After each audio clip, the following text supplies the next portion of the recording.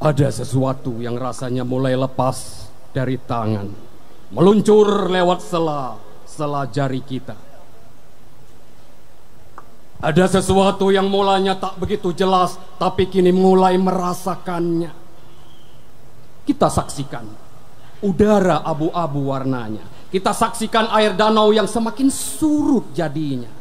Burung-burung kecil tak lagi berkicau pagi hari.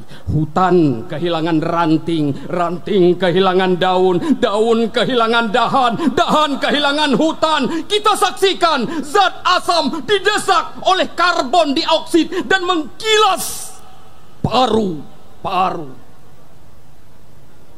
Kita saksikan gunung membawa abu, abu membawa batu, batu membawa lindu, lindu membawa longsor, longsor membawa air, air membawa banjir, banjir air mata, banjir. Kita telah saksikan 1000 tanda-tanda. Bisakah kita membaca tanda-tanda?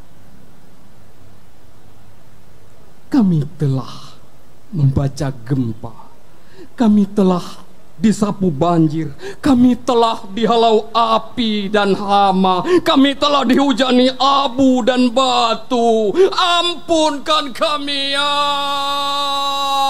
Allah. Beri kami kearifan membaca tanda-tanda. Karena ada sesuatu yang rasanya mulai lepas dari tangan, lalu meluncur lewat sela-sela jari.